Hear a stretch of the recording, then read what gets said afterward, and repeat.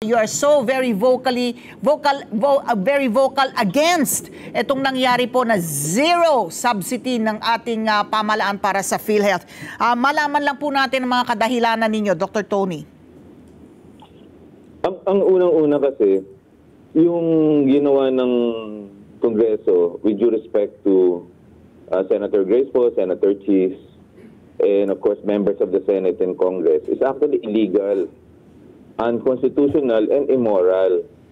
Now, let me tell you why illegal. Kasi, nakasaad kasi sa saligang batas sa Republic Act na ang Universal Healthcare Law at ang Sin Tax Law, naka-earmark na yan, automatic na bibigyan mo ng pondo yan para matupad yung batas sa Universal Healthcare Law.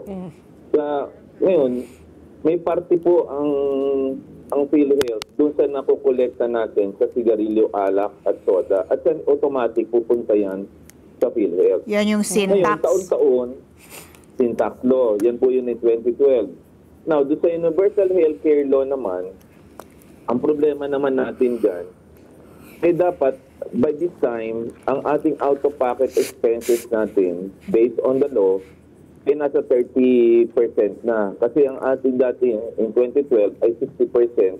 Sa ngayon, ay 50% yung out-of-pocket expenditure natin pag tayo na hospital. Sa loob ng 10 taon, from 2019, dapat katulad tayo ng Thailand na 9% na, or halos wala ka nang babayaran dahil umaapaw yung pera ng PhilHealth.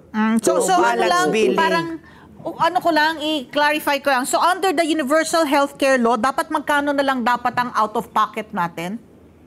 By this time, based on the projections noon, kasi parteho ako nung nagbalangkas niyan sa Palisia, dapat mga 30% na lang ang babayaran. Kunyari, ang bill mo ay 100,000, dapat 30,000. Eh ngayon, ang nangyayari, ang liit ng nakukuha natin benepisyo. Kaya sinasabi natin na illegal ito, unconstitutional, at saka immoral. So, yan ang una doon. Ngayon, ang isa pa, pag sinabi mo may reserve funds ka, social insurance system kasi ito, pag hindi nagbigay ng counterpart ang gobyerno, dalawa kasi nagbabayad dito sa natin kinukuha, sa gobyerno para sa mahirap, para ho sa matanda, senior citizen, at PWD. And then, ang nagbabayad naman po sa mga workers, tayo naman po, yun ang atin namang subsidiya. Ngayon, kung hindi sila magbibigay ng counterpart, then the burden of the social insurance fund will actually fall on the shoulders of the private sector. So, madideprive natin ngayon sila ng fairness. At the same time, wala ngayon premium rate na maibibigay tayo doon. At ang mangyayari nito, kakapusin yan, kasi ang daming utang ng PhilHealth sa mga kalahati pa lang yung 500 billion, yung utang natin sa healthcare workers, sa hospitals, sa pag-i-increase ng benefit package natin. Ang mangyayari po niyan, kakapusin yun at hindi natin matutup sa healthcare law. Then the other thing, parang replica ito ng technical malversation na final ng Justice Antonio Carpio before na nasa Supreme Court. Kasi maalala mo, yung pera ng PhilHealth, nilipat po yan sa infrastructures.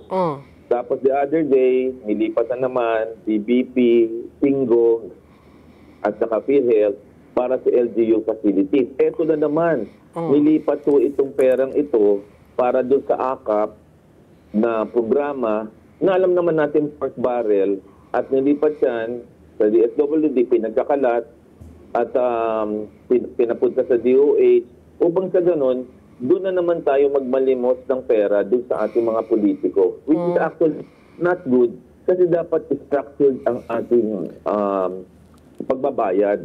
And then, paano natin matutugunan yung top 4 killer diseases na ang gastos ay 800 billion?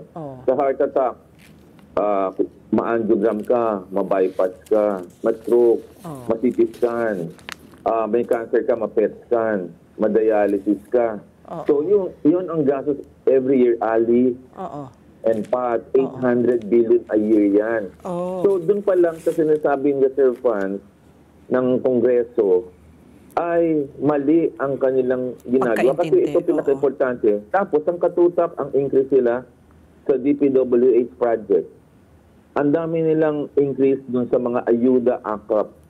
So, mangyayari dito sa ating healthcare system, this actually be in shambles. Ngayon, sabi nila, kasalanan daw ng PhilHealth dun sa hindi paggastos, low absorptive capacity. Ang tanong ko, mga kababayan, bakit ipe-penalize ang Filipino people? Ba't hindi i-fire ang PhilHealth leadership team, ang Secretary of Health, sa pagpapabaya sa pondo na dapat sila na ginastos to increase the benefit package natin para mababa ang ating out-of-pocket expenditure, bumaba ang premium rate at ang universal healthcare law? Why would the people suffer right now for the inefficient leadership of the Secretary of Health and the whole board of the PhilHealth? That's totally unfair na sinasabi natin sa ngayon.